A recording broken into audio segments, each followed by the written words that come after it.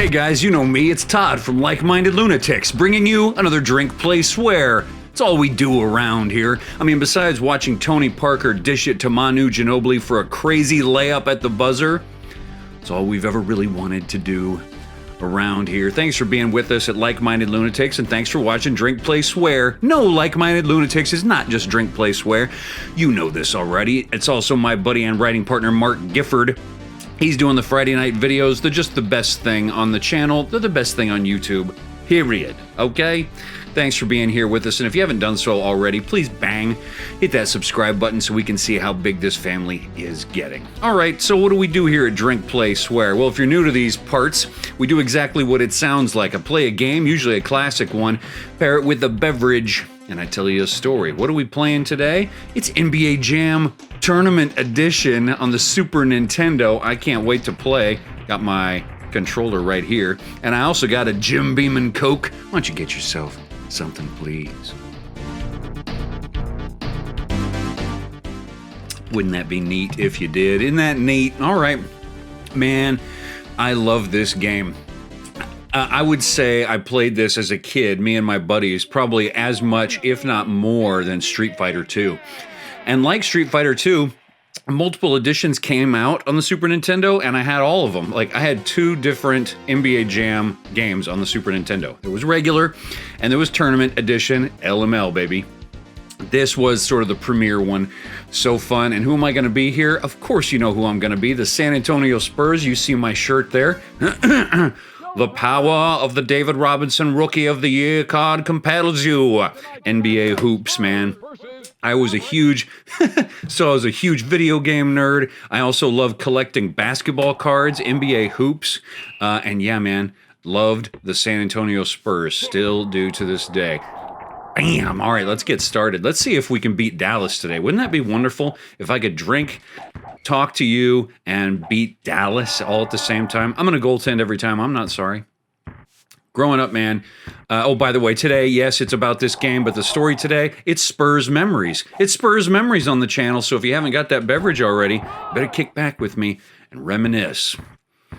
Growing up, loved the Spurs, always a Spurs fan, and stayed true to them. But, you know, like in the late 80s and early 90s, we were kind of like a second-class team, you know, like when the big dogs came to town, it felt like a big deal, you know? I mean, and this is how small San Antonio felt to us, is that when those teams would come, you know, the Chicago Bulls or you know, the Los Angeles Lakers or, you know, the Celtics had come, we'd be like, wow, can you believe that Larry Bird is going to sleep in San Antonio, Texas tonight? And my dad would be a buzzkill. He'd be like, no way. Like, as soon as that buzzer goes off, before the stadium is even emptied, that dude is going to be on a plane. He doesn't need to be in this podunk town.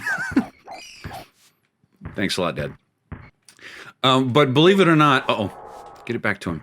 Believe it or not, the Spurs did become a world-class team, and the first memory I have tonight for you is from 1999. I was a senior in high school. Lots of exciting things were happening for me then. One is graduating high school in 99, but also I'd been accepted to college, and I was going to go live that dream of actually going to college. And we'd heard rumors that this year there was going to be a new Star Wars movie. We were like, what? Episode 1? What? Anakin? It was, it was disappointing ultimately. But at the time, we were so excited. And yes, the Spurs went to the finals for the first time, man. It was against the Knicks. And I remember that final game when the Spurs actually won their first title. Me and my buddy were driving around in his car, just trying to be cool, you know, just like listening to rock and roll too loud with the windows down, trying to like drive by the Nakoma movie theater, trying to see who's around. Nobody cares. The whole parking lot was just dudes all doing the same thing, just driving around. Nobody cares about you, bro. But we sat in a parking spot listening to the last few minutes of that game, and we couldn't believe it. People went bananas in San Antonio to have, you know, the world championship, national championship. But it was great. Of course, we would go on for many more, finals appearances and championships. We won it all in 2003, 2005, 2007, and each of them carried with me memories. But when you love a team, you feel like you've won too, and so exciting. We used to have parties and stuff just to watch the games. And of course, the game is, why you all came around, but it was also just something to bond, something to be together, a reason to get together, a reason to, drink beer and eat pizza. It was great. But my favorite memory of watching Spurs basketball actually comes from their most recent championship run, and that was in 2014. So, just to give you a little context, if you don't know, the Spurs were just deflated to have lost in the finals in 2013 to LeBron. And we beat them before, by the way. We swept them in whatever that was, 03. I might be wrong. But anyway. But we did lose in 2013. It was a heartbreaker because we'd never lost in the finals before. You know what I mean? Every time we'd been, we'd won. So 2014 was like everybody was talking about. This is going to be the last chance. The last chance for Tim Duncan, Uyakasha. Last chance for Manu Ginobili and Tony Parker, the big three, before they got too old to do it again. So it was like, okay, we got excited. My wife and I watched like 2 or 3 games a week that year, just getting excited for the possibility of returning to the finals, and they did in 2014. They returned to the finals. Well, I had a little daughter by then. She was about 3 years old at this time, and the problem with watching these games when you have a 3-year-old is that, it keeps them awake, right? And these games come on at like 7, but my daughter would go down at like 8:30. So what do? Well, what we did was we would DVR them, right? In those days, that was a big thing. You DVR the game. That was cool because you could fast forward through the commercials, but also if you weren't able to be there at the time of the start, you could start it at your own. Get the shot off, Todd. Pay attention. Okay, and I'm down in the game, you see. But let's see. Do I need to trade anybody out? Dude, we would play this game so much. It was like you'd get bored of somebody beating you with Ryu in Street Fighter. You'd switch over to Mortal Kombat, and then you get bored of that dude beating you with Sub-Zero. So you're like, all right, let's switch gears and play the game I always win. That was, for me at the time, NBA Jam. And there was so much to unlock. And the arcade version, of course, was so cool because you had the big heads and everything, right? And it actually looked like sort of caricatures of the player. But anyway, I digress. So 2014, here the finals come. You're going to watch these games late. After my daughter had gone to bed, we lived in this tiny little duplex, okay? And even if the volume was turned up 1 notch, my daughter could hear it from her bedroom, and it would wake her up. And of course, if you were the one responsible because you were cheering or you were too loud opening your beer or whatever it was, then, my wife and I kind of had this deal like, all right, you got to go try. You got to go try and get her back down.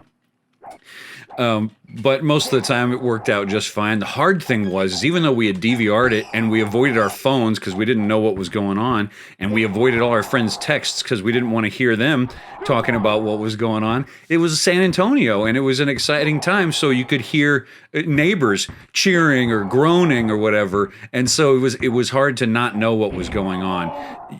You would even if you heard some groaning, right, you'd look at the time and you'd be like, oh, it's 9:30. That's a bad groan near the end of the game. Oh, I have the ball back.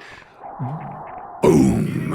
I love, the game's so fun because the cool dunks and stuff, you really put it in your friends' faces, didn't you? For kids like me, I've told you stories about me being bad at actually playing basketball. For kids like me, this was great because you could talk garbage and, and they couldn't do anything about it because it was your game and you were the best at it. You picked the best controller. Anyway, getting back to the story, we were watching the finals and it was so exciting. But you'd get good at like silent screaming or silent cheering, I'll give you a little sample of it as soon as I can score a basket here. Ooh, let me get a buzzer shot going. Oh, I didn't get the buzzer shot off. And I'm getting creamed here, aren't I? Anyway, you know, something so exciting would happen, but you didn't want to wake your daughter up, so you go. All right, we're going into the fourth quarter here. But the Spurs would go on to win that championship. We were so happy. And, you know, that was going to be the swan song for that group of guys. And it was so exciting to see them win one more, a fifth title. Wow. Well, the Spurs did not continue that kind of success, and they currently aren't. We're not going to say why, because we don't say his name around here. But I will say that my wife and I love that 2014 team so much. Not just the older guys, but the newer guys that we trusted were going to be handed the keys to the kingdom, that we actually talked about when we were talking about having a second child and hoping to have a boy. We talked about, naming him Kawhi. We did, man.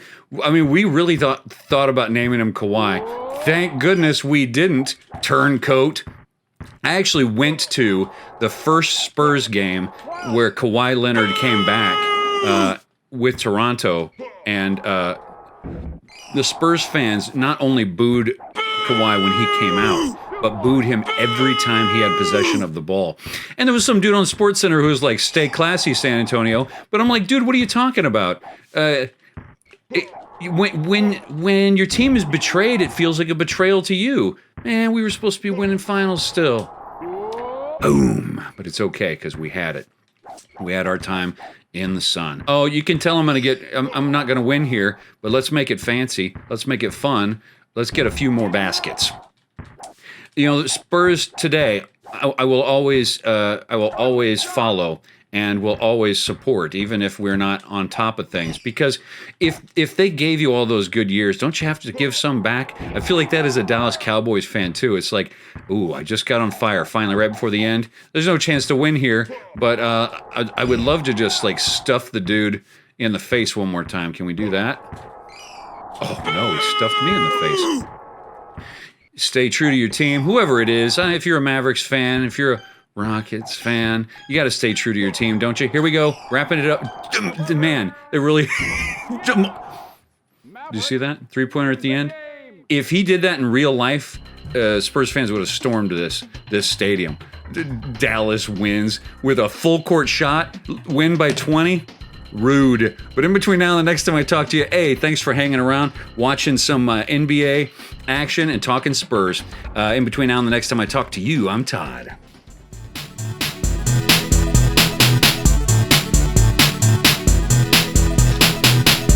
Oh, see ya.